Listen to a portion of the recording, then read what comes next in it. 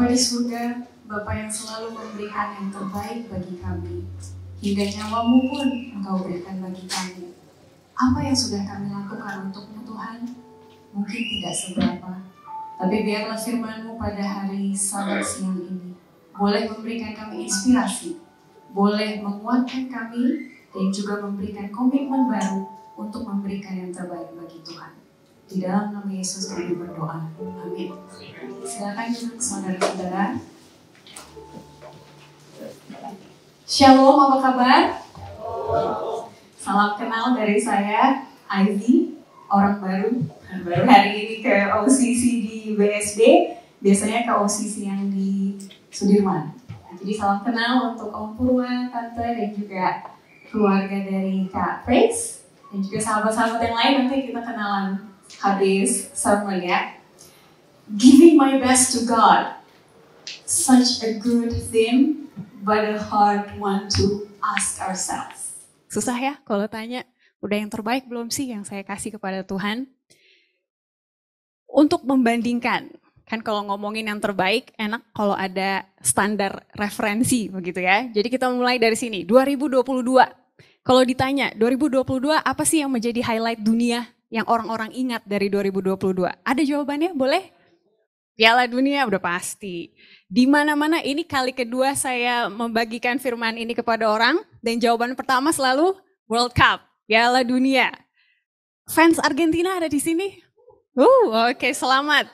Congratulations. Jadi 2022 pasti berkesan banget ya buat fans-fans Argentina. Yang lain kita tunggu 3 tahun lagi, begitu ya. Semoga roda itu berputar. Lalu apa lagi yang kita ingat? Mungkin kalau boleh saya bilang highlight 2022 ini ada 2. Satu World Cup, satu lagi bukan good news.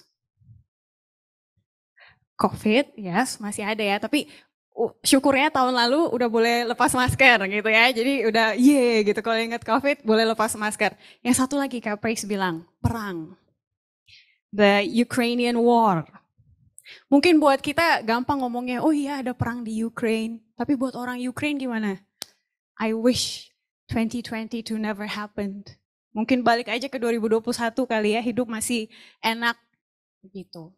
Mungkin kita di sini cuma bisa dengar kabar, mana yang benar, mana yang salah, nggak tahu deh. Tergantung media gitu kan, mereka yang merasakan, mereka yang tahu. Dan sampai beberapa hari lalu juga kalau saya masih baca berita, selalu itu. Di southern border masih perang. Katanya sih Ukraine lagi mengambil posisi yang bagus. Tapi kita nggak tahu ya, minggu depan bisa jadi Rusia yang mengambil posisi yang bagus. No one can guarantee. Tadi juga, di sini ya, lupa. Ukraine dan juga World Cup. Berikutnya, gak banyak orang tahu ternyata tahun 2022 itu tahun tersukses bagi misi luar angkasa. Karena di tahun itu ada, coba kita lihat bacaan, 180 roket berhasil diluncurkan secara sukses oleh SpaceX, bukan NASA. Kalau NASA terkenal banyak nggak berhasilnya begitu ya, tapi Elon Musk lumayan berhasil. Dan bagi mereka ini sebuah pencapaian yang wah. Karena kalau dilihat failure rate atau presentase kegagalan meluncurkan roket itu 30%, saudara-saudara.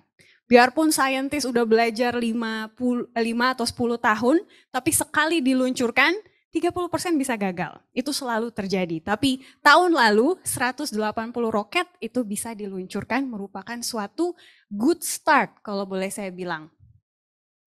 A good start. Agak lama. Yes, a good start.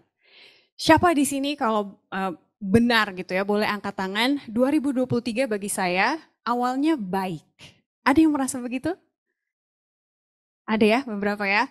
Mungkin kayak saya 2022 Desember udah selesai kuliah, studi yang terakhir gitu. Jadi kayak 2023 kayak agak semangat sedikit gitu ya. It's a good start. Udah mau cari duit gitu ya, nggak belajar lagi. It's a good start. How do you define a good start? Coba kita brainstorm. Kalau lagi dalam running race, a good start, aku berusaha untuk olahraga lari ya. Jadi ada pengalaman, gak jago tapi ada pengalaman dikit. A good running start itu kalau kita merasa badan kita enteng. Kalau di awal udah berat, udah tahu, it's gonna be a hard run. Mungkin ngos-ngosan kali di akhir nanti, atau nggak nyampe kali 5 kilo gitu ya. Tapi kalau dari awal udah enteng, pace breathingnya oke, terus a good feeling gitu ya larinya, maka biasanya akan end well. A good start, end well. Kalau di kantor, ada project baru. How do we say, oh I think we're starting good. Itu biasanya ketika apa? Dikasih project baru, kita bilang itu good start kalau apa misalnya? Boleh kasih ide? Misalnya ya, team membersnya anak-anaknya seru nih. Nah itu ya udah dah, oke lah, gue bisa kerja sama dia, anaknya nggak rempong gitu ya. Oke, good project kayaknya ini mah gitu. Atau apalagi dananya lebih dari yang diminta gitu. Misalnya saya propose-nya segini, dikasihnya segini. Oke, it's a good start. Banyak ya definisinya. Tapi bagaimana dengan kehidupan rohani? How do you define a good spiritual start? Oh lu Ivy udah bisa berkhotbah sekarang ya. Kalau ketemu tante-tante om yang tahu aku dari kecil ya. Udah bisa khotbah sekarang ya. Ya puji Tuhan tante, ada pengalaman hidup yang bisa dibagikan gitu kan. Iya soalnya kamu dari dulu kan anaknya baik-baik ya. Katanya gitu. A good start katanya. Emang kalau anak bandel gak bisa berkhotbah dalam hati gitu kan. Padahal kita tahu sekarang biasanya good speaker itu yang pengalamannya apa? Hancur mina gitu kalau boleh dikatakan gitu kan. Harus bandel dulu gitu. Jadi a good spiritual start itu apa? Kita mau belajar dari gereja Kristen mula-mula di buku Kisah Para Rasul. Sebelum mereka gak ada istilah komunitas Kristen, gereja Kristen. Setelah Yesus mati, murid-muridnya membuat komunitas, disitulah orang mulai mengenal, oh ada perkumpulan Kristen. Di buku Kisah Para Rasul, kita mau lihat, upsi, udah kelebihan. A good start buat a spiritual life itu ketika ada Roh Kudus di dalamnya. The power of the Holy Spirit itu yang bakar gereja Kristen mula-mula sampai bisa jadi kayak kita sekarang ini. Tanpa mereka, siapalah kita, begitu ya. Tapi sedihnya anak muda ataupun orang zaman sekarang susah mau relate kepada Roh Kudus. Roh Kudus itu kayak gimana sih ya bentuknya, hubungannya? Kenapa susah? Masuk akal. Karena kalau Allah Bapa, kita bisa ngerti Allah Bapa karena kita di dunia nyata ada siapa? Ada Papa. Jadi kan gampang gitu connect-nya, oh Bapa gitu, oh dia yang provider, dia yang melindungi, yang memberikan perlindungan, keamanan dan lain-lain. Oh itu Bapa. Oke, saya ngerti Allah Bapa itu fungsinya apa. Sekarang kalau Yesus, who is Jesus to you? Cara kita menyamakan dirinya tuh dari mana sih Yesus itu? Manusia. Mungkin bagi beberapa orang beda-beda ya, who is Jesus to them. Tapi yang paling umum dan yang paling gampang itu adalah best friend. Jesus is like my best friend. Best friend berarti keadaan senang, susah, ada gitu ya. Mau bantu dan lain-lain. Oke, I know who Jesus is. Gampang relate-nya. Tapi Roh Kudus, siapa bro Roh Kudus bro? Gimana ya gitu, ngehnya agak sulit. Tapi ini tantangan buat kita. Karena kalau kita lihat firman Tuhan, Roh Kudus itu paling prominent, paling kelihatan wujudnya ketika orang-orang bekerja bagi Tuhan. Jadi pertanyaannya, kalau kita nggak ngeh sama Roh Kudus, apakah kita terlibat dalam pekerjaan Tuhan? Atau hidup buat diri sendiri aja? Pulang kerja, tidur, main sama anak, udah. Kuliah, main sama teman, pulang kerjain tugas, udah. Hari Sabtu doang, hari Minggu doang, baru pengen kenalan sama Roh Kudus. Akhirnya gak terlalu ngeh gitu kan sama Roh Kudus. Jadi tantangan kepada kita. Kalau kita tidak terlalu mengenal Roh Kudus, apakah artinya saya kurang terlibat dalam pelayanan, dalam misi gereja, atau dalam pekerjaan Tuhan? Karena di luar hal ini, Roh Kudus ada. Kita bisa kok dekat dengan Roh Kudus di luar pekerjaan Tuhan. Tapi paling terasa dalam pekerjaan Tuhan. Kenapa? Karena dalam pekerjaan Tuhan kita sering merasa Tuhan gak mampu. Sulit banget ini orang ini, bebal. Mau diajarin berapa kali juga gak ngeh. Gimana caranya Tuhan saya berserah, kiranya kuasa Roh Kudus berada di dalam kehidupan saya. Akhirnya baru kenal deh sama Roh Kudus. Kalau di kerjaan, di kuliah mungkin, oh ya coba sendiri aja dulu gitu ya. Dengan kekuatan sendiri, akhirnya kurang merasakan Roh Kudus. Lalu apa lagi selain dari kuasa Roh Kudus? A good start can be defined kalau respon orang-orang itu bagus. Kalau hari pertemuan kayak gini, kebaktian, lagi worship kayak tadi ya, saya telat, maafkan saudara-saudara. Jadi di jalan tuh udah ngos-ngosan, nyampe sini juga ngos-ngosan gitu ya. Udah ini mau bawain firman gimana? Tapi karena dimulai dengan worship, selalu apa? Calm down. Itu fungsinya lagu dalam kebaktian. Makanya harus nyanyi dulu sebelum dengar firman Tuhan supaya apa? Siap hatinya mau dengar. Kalau langsung duduk, langsung ditembak aja gitu kan. Jangan membunuh, jangan mencuri. Gitu. Tapi harus ada nyanyian. Worship pelan-pelan begitu ya. Crowd's response. Bagaimana dengan respon orang-orang di zaman Kristen mula-mula? Ketika Roh Kudus turun, apa yang terjadi kepada orang-orang? Mereka berbicara dalam banyak bahasa. Wih, kaget. Ini bukannya orang Galilea? Kok tiba-tiba bisa ngomong bahasa, coba kita lihat di peta berikut ini. Ini bukannya orang Galilea, kok tiba-tiba bisa ngomong bahasa Pontus? Itu kan daerah nyokap gua. Coba-coba gue denger. Iya bener, gue ngerti.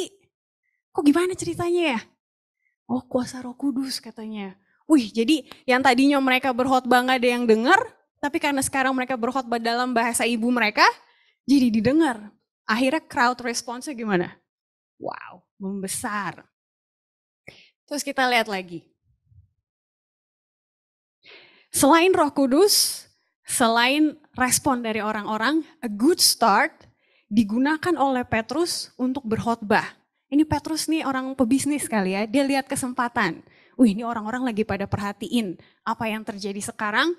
It's my time to khotbah.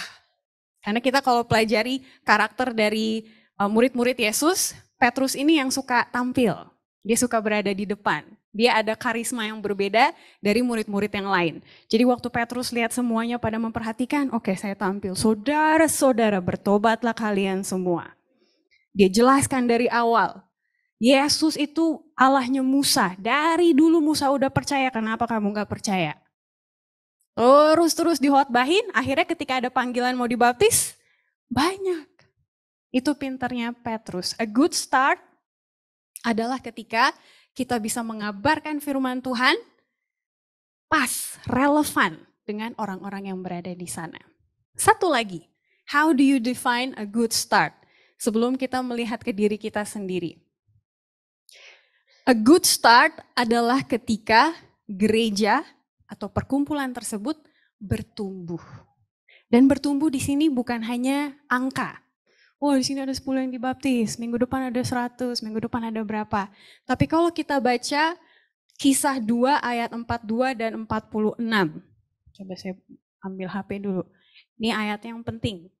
Saya baca yang penting-penting aja, yang lainnya boleh dicatat dari screen. Kisah 2 ayat 42 dan 46. Mereka bertekun dalam pengajaran rasul-rasul dan dalam persekutuan. Dan mereka selalu berkumpul untuk memecahkan roti dan berdoa. Ayat 46, dengan bertekun dan dengan sehati mereka berkumpul tiap-tiap hari dalam bait Allah. Mereka memecahkan roti di rumah masing-masing secara bergilir dan makan bersama-sama dengan gembira dan dengan tulus hati. Saya lanjutkan ayat 47, sambil memuji Allah. Dan mereka disukai semua orang, dan tiap-tiap hari Tuhan menambah jumlah mereka dengan orang yang diselamatkan. Selain jumlah, di sini dikatakan mereka disukai semua orang. Berarti ada perubahan karakter yang orang lain suka. Kalau orang sudah mengalami Roh Kudus, orang mendengarkan firman Tuhan, maka ada perubahan sifat yang membuat orang lain suka. Tapi pernah nggak kita dengar kayak gini? Oh siapa? Orang Kristen Yang mana tinggalnya yang itu? Ah, gak pernah senyum. Kalau lewat depan rumahnya, sore Pak. Yang mana yang orang Kristen? Katanya penuh kasih, gitu kan? Tapi pada praktiknya tidak. A good start itu ketika orang lain bisa kasih good review kepada kita. Bukan cuma pas belanja di Tokped sama di Shopee aja ya kasih review-review. Tapi kalau orang lain kasih review ke kita, kira-kira gimana? Bagus atau enggak? Di situ. Bintangnya 5 ya Kak, gitu katanya. Kita harus juga bisa seperti itu. Orang Kristen yang memiliki Roh Kudus. Tapi pertanyaannya, ini yang mau saya highlight. Continued steadfastly, continuing daily. Makanya saya pikir saya mau kasih judul apa ya untuk pembicaraan kita hari ini. A good start kita itu biasanya mulai di hari kita berbakti, Sabtu atau Minggu. Tapi berhentinya juga di hari kita berbakti, Sabtu sama Minggu. Kalau udah Senin, urusan beda lah itulah. Pokoknya kalau berbakti sama gua kerja, ya beda lah. Gak nyambung kehidupan yang kita jalani hari Sabtu ini dengan nanti waktu hari Senin datang. Tapi kalau mau giving my best to God, Acts 2 tadi bilangnya gimana? Kristen mula-mula itu? They continued steadfastly, continued daily. Jadi gimana caranya? Kita mau belajar dari orang Kristen mula-mula, how did they continue from living Sabbath to Monday? Konsistensi, ini kata-kata yang sulit saudara-saudara, konsistensi. Mau bahas kesehatan juga disuruh konsisten dengan gaya hidup gitu ya. Performance di pekerjaan juga harus konsisten. Kalau turun gimana ya, banyak yang lain yang bisa gantiin kata orang gitu kan. Semuanya harus konsisten. Rumah tangga, kasih antara istri dan suami harus konsisten. Padahal tiap hari apa ya? Males gitu kadang lihat muka suami atau istri atau lagi. Jadi gimana mau konsistennya? Itu yang mau kita pelajari sama-sama. How to connect Saturday to Monday. Ada satu pola, satu pattern yang saya lihat diulang-ulang. Ini sebenarnya saya baca dari satu buku ya. Satu pattern yang diulang-ulang, kita akan pelajari, semoga bisa jadi pattern kita juga. Pattern ini terdiri dari 2 istilah. Yang pertama adalah gathered for growth. Apa saudara-saudara boleh diulang? Supaya ingat ya. Saturday ketika kita berkumpul berbakti adalah kesempatan untuk gathered for growth. Dalam hal apa? Kita mau lihat contoh-contohnya. Dalam Kisah 4 dikatakan orang-orang Kristen zaman dulu kalau udah masuk hari Sabat itu mereka melakukan banyak charity dan offering. Zaman sekarang kalau dari pagi sampai sore bisa beribadah itu imannya mantep katanya. Di gereja mulu dari pagi sampai sore. Tapi kalau lihat kehidupan jemaat Kristen mula-mula, mereka apa? Charity, keluar. What do you need? Makan. Oke, kita masakin. Kasih makan. What do you need? Baju. Udah habis, udah jelek atau misalnya zaman itu miskin. Dicariin, dijahitin, baju yang simple-simple aja dikasih buat mereka. So what do you do on a Saturday? What do you do on a Sunday? Ini bisa jadi inspirasi. Do charity. Gitu. Pikirkan orang lain. Saya pernah ada project sama Kak Roy yang ke bawah jembatan ya Kak Roy. Ketika kita melakukan sesuatu buat orang lain, we forget about self. Dan itu ada suatu healing. Kadang kalau kita terlalu banyak mikirin diri sendiri apa? Capek. Duh kapan gue healing ya? Kirain healing harus ke Bali. Enggak. Healing, you can get it when you share your life with people. Karena lupa sama masalah diri sendiri bukan melupakan untuk tidak kembali mencari solusi ya. Tapi kadang ketika kita lihat orang lain solusinya ada di situ. Kurang bersyukur ternyata hidupnya gitu kan. Makanya ada problem dan lain-lain. Dan saya enjoy project kalau kita lagi social activity. Dekat sama orang-orang gereja akhirnya. Akhirnya ketemu sama orang gereja, nggak hanya di gereja, di luar gereja juga jadi temen. Kadang kan ditanya itu siapa? Teman gereja. Oh berarti deket dong. Oh, enggak juga sih. Cuma ketemu hari Minggu aja gitu katanya. Padahal teman gereja. Dari kecil loh. Bareng-bareng di gereja. Tapi ketemu cuma hari Minggu aja. Jadi ini juga bisa jadi keuntungan untuk orang-orang di dalam. To build relationship. Genuine relationship. Apalagi yang bisa kita lakukan di hari kita berbakti. Accountability, akuntabilitas. Saya dari kecil karena kita tumbuh di gereja kan, kadang saya ngelihat kenapa ya di gereja kok kalau orang didisiplin, mungkin di gereja yang berbeda proses disiplinnya berbeda-beda gitu ya. Ada yang buat kesalahan, ada yang buat dosa umum, makanya mau didisiplinkan dengan maksud untuk mengasihi dan juga menyelamatkan. Selalu kayak gitu kan, disiplin bukan hukuman. Tapi saya bertanya, kenapa harus hari Sabat dibikinnya? Kenapa kita nggak berbakti aja sih di hari Sabat? Kenapa harus dibacain kayaknya dosa orang di muka umum gitu ya? Baru dibilang kamu dikasih disiplinari seperti ini gitu. Tapi setelah dewasa saya belajar ternyata ketika kita mendisiplin orang, itu bentuk akuntabilitas bukan hanya kepada orang itu, tetapi kepada siapa? Jemaat. Orang-orang harus lihat konsekuensi dari perbuatan itu seperti apa. Apa yang bisa kita pelajari dari orang yang sedang didisiplin? Bagaimana saya bisa support dia kelanjutannya? Supaya saya bukan jadi penonton aja. Oh ya kasihan ya, iya kasihan udah dilupain dia. Kalau minggu depan dia nggak gereja lagi, oh ya emang lagi didisiplin gitu. Padahal harusnya apa dari hati? Disupport telepon. Gimana? Kenapa nggak ke gereja? Malu gue. Ya udah gue yang datang ke rumah ya. Oke.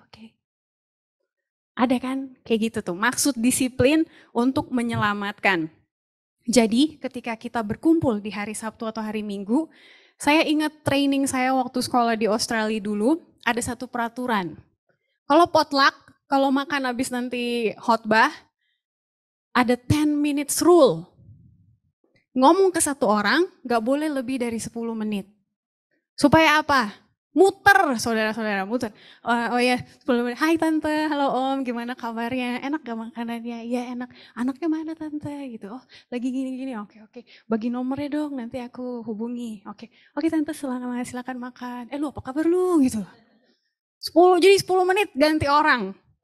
Akhirnya saya, mungkin gak kelihatan ya, saya introvert tulen saudara-saudara, tapi akhirnya ditrain, dilatih untuk ngomong ke orang-orang yang berbeda. Karena pengikut Tuhan, tadi ada lagunya kan, mengikut Yesus. Adalah untuk menjadi seperti Yesus, mingle. Yesus tuh orangnya mingler, ke semuanya dia bisa ngomong. Mau tua, mau muda, miskin dan kaya, orang Kristen atau bukan, semuanya bisa. Karena dilatih. Tahun ini Om Purwo lagi mikir nih, kayaknya itu bagus juga itu. Nanti saya mau praktekkan nih mulai dari sahabat ini. Itu contoh gitu ya. Untuk untuk akuntabilitas gitu. Jadi kalau sesuatu terjadi kepada tante ini, oh ibu-ibu aja yang pergi. Oh no. Aku kenal tante itu, kasihan. Aku juga mau ikut. Akuntabilitas jemaat. Apalagi yang bisa kita lakukan di hari Sabtu atau Minggu ketika kita bergereja? Ya, afirmasi. Mereka mengumpulkan, mereka membagikan pekerjaan mereka di Samaria seperti apa. Makanya ada juga beberapa jemaat yang menanyakan, kenapa kita harus rapat majelis di hari Sabtu?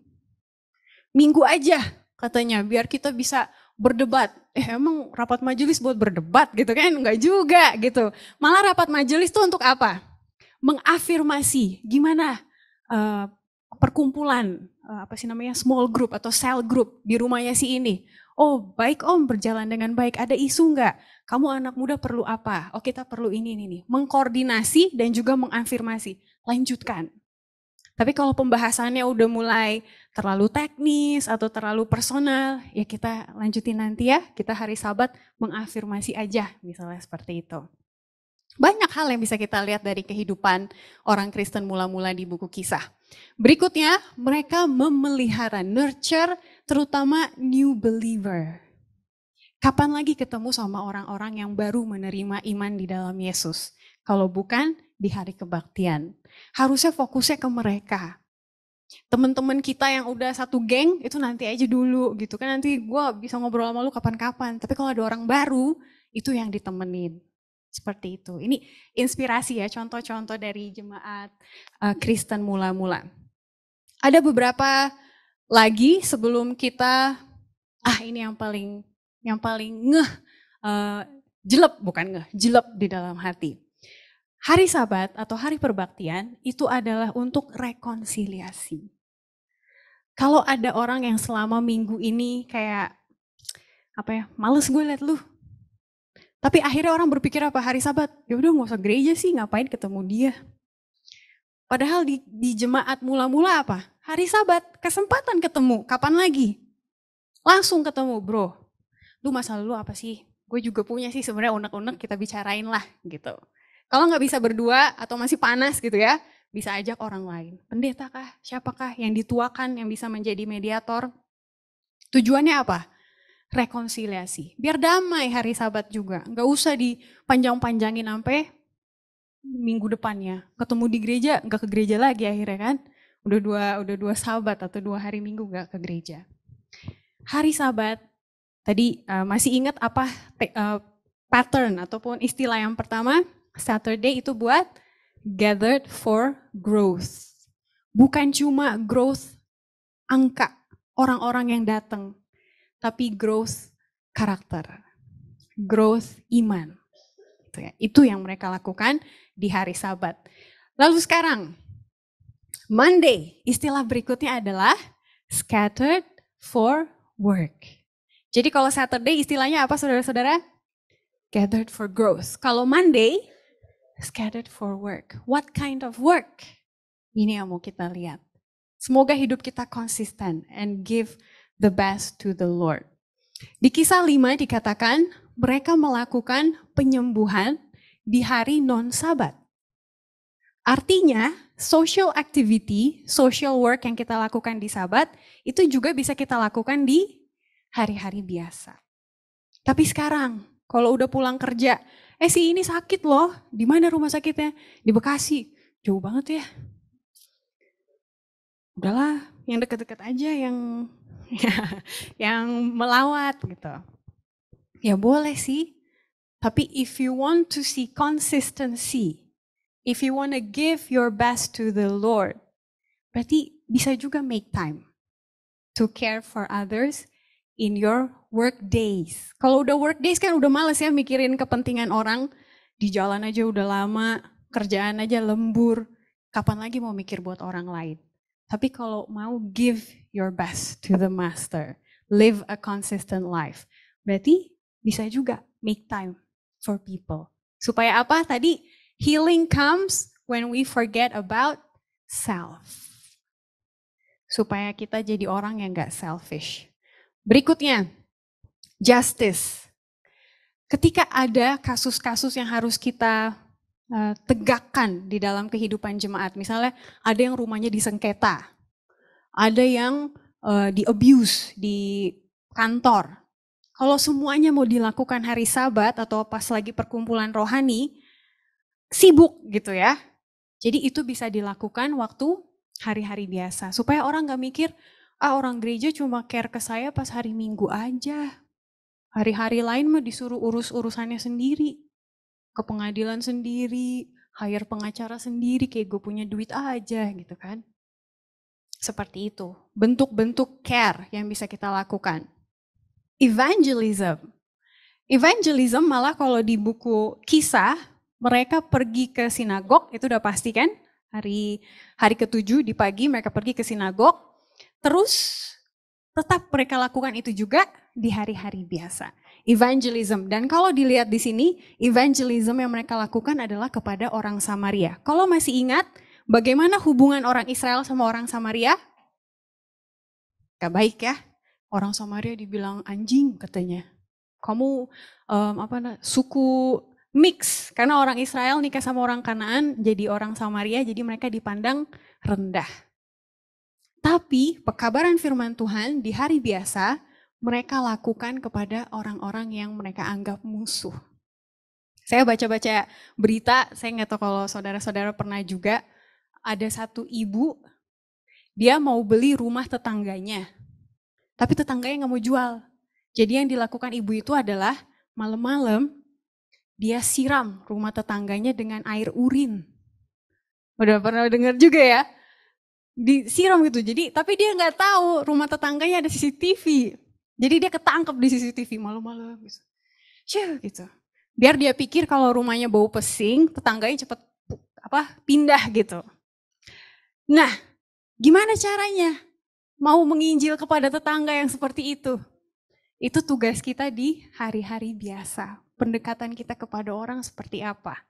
Itu how to live a consistent life. How to give your best to the master. Orang-orang yang susah pun kita bisa usahakan.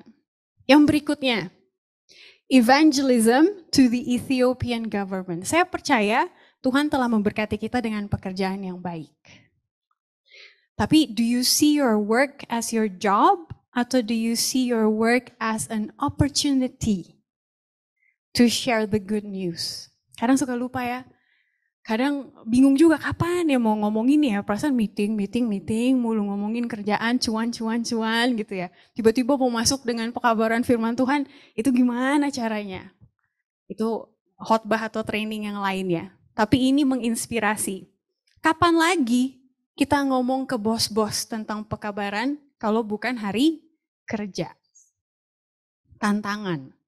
Biasanya kalau ini udah dikasih tahu melalui khotbah, nanti Roh Kudus bakal ingetin nih di minggu-minggu bekerja gitu ya, tiba-tiba ngomong sama bos, ya apaan sih itu suara dari mana ya ampun, nggak berani, gue belum siap gitu. Tapi karena sudah disebarkan sekarang, jadi harus siap. Kapan lagi kesempatan kita menggunakan pekerjaan sebagai kesempatan kalau bukan di hari kerja? Dan itulah cara kita hidup konsisten. Jadi sekali lagi, hari kerja itu istilahnya apa teman-teman? Scattered for work. Kalau hari perbaktian istilahnya apa? Gathered for growth. Saya berdoa supaya pengalaman kita di hari Sabtu atau hari Minggu ketika kita berbakti itu membawa semangat yang baru untuk menghadapi minggu ke depannya. Jangan sampai kita udah hari Sabat berbakti, hari Minggu berbakti, tapi rasanya hari Senin masih males banget gitu. Berarti kan kurang efektif firman Tuhan yang kita dengarkan itu. Apakah salah firman Tuhannya atau salah hati kitanya? Gitu, itu pertanyaan berikutnya.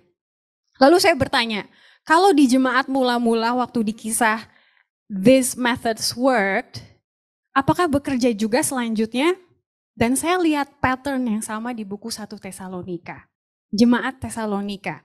Secara kesimpulan, kalau bisa saya simpulkan ya, ketika Paulus menulis surat kepada jemaat di Tesalonika, pesannya kurang lebih ada 3. Dia bilang, love one another. Kalian ini dilihat dari bagaimana kalian memperlakukan orang lain. Dan itu bukti kalau Yesus ada di dalam diri, kalau ada love. Jadi ingat, love one another. Itu pesannya Paulus. Terus kedua dia bilang, make sure kamu tuh kalau kerja rajin. Ini di buku Tesalonika kalau saudara-saudara mau baca ya. Kalau kamu kerja rajin, jangan nyusahin orang lain. Karena dari lifestyle kita itu sebenarnya udah apa? Menyaksikan kebesaran Tuhan kepada orang lain. Kalau kita kerjanya aja ampun deh, mau ngomongin tentang Yesus orang mau denger gak sih? Jadi our lifestyle, gaya hidup dan juga cara kita bekerja itu sebenarnya udah bersaksi kepada orang lain. Pernah gak ditanyain? Saya waktu kuliah ditanyain. Ivy, are you sure? Katanya, kamu gak mau belajar bareng hari Sabtu? Enggak, sorry ya, hari Sabtu aku hari ibadah. Terus hari Senin kan kita udah exam, Ivy.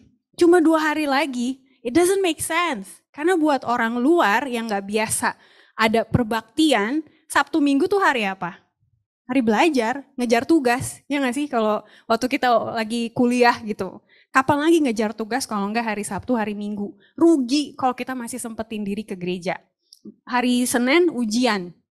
Sampai dia bilang kayak gini, Ivy, you don't look stressed.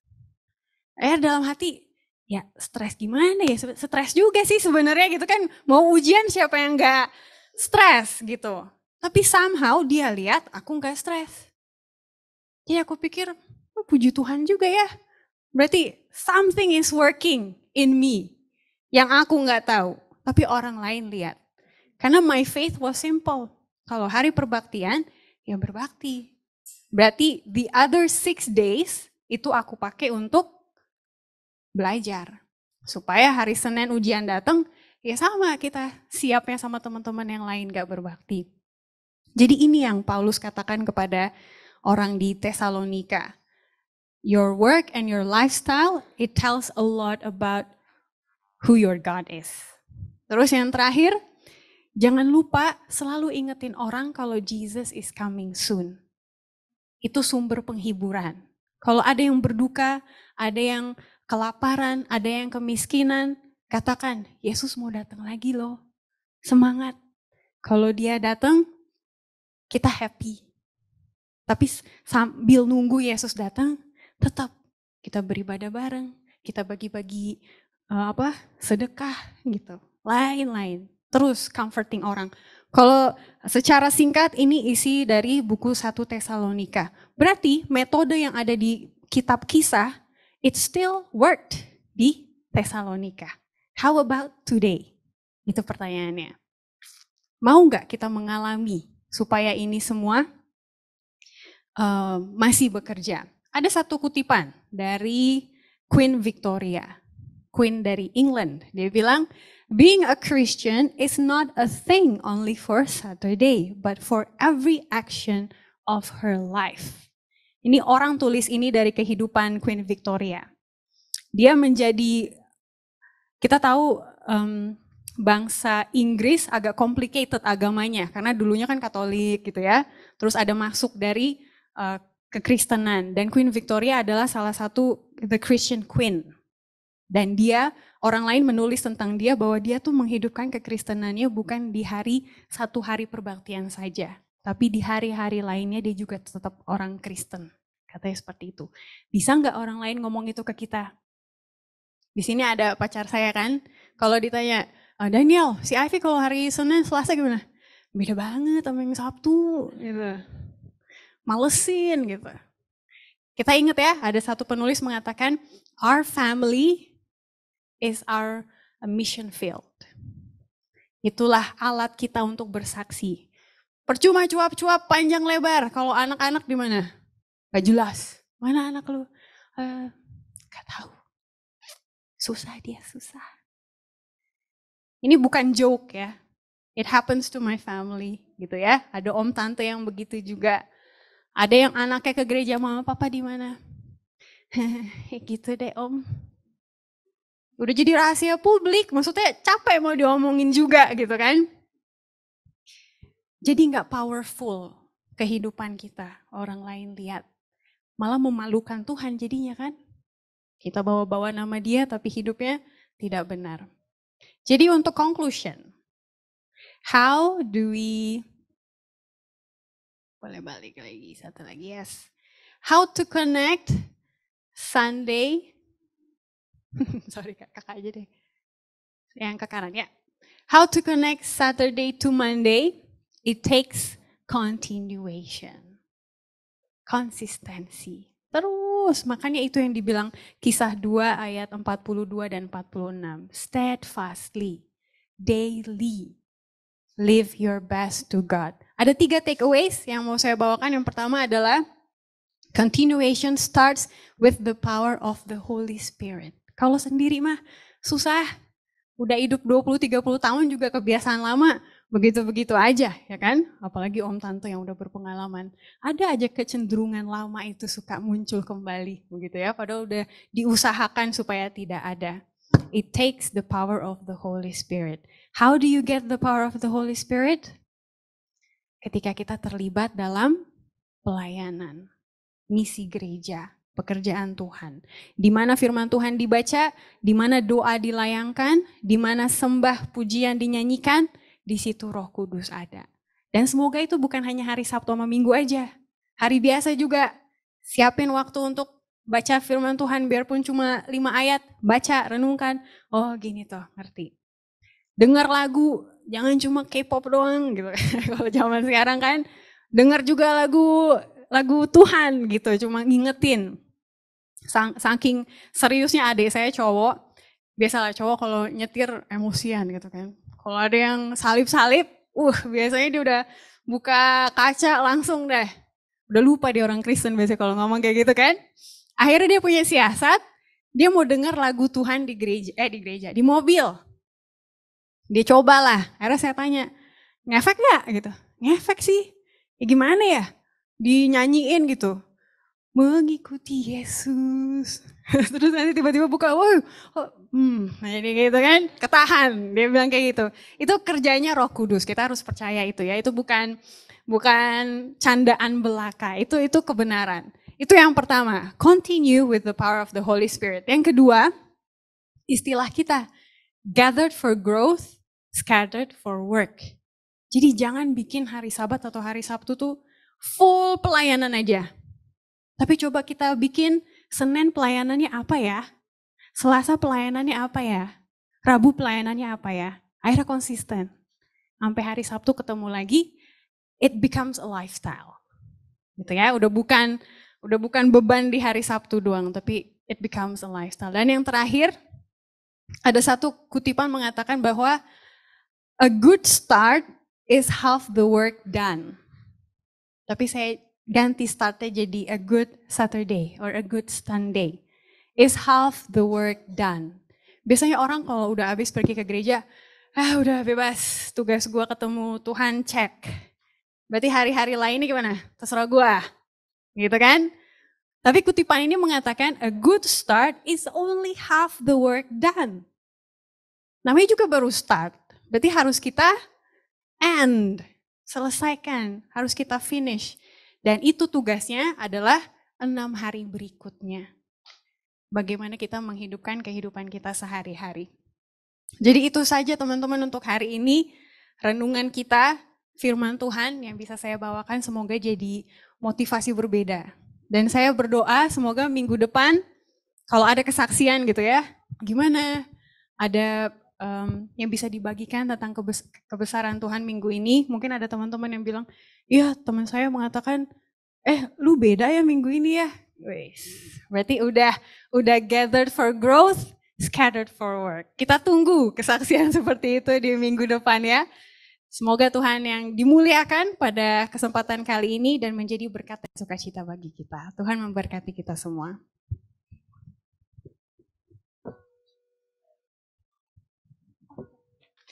Kita sama-sama berdiri, kita berdoa.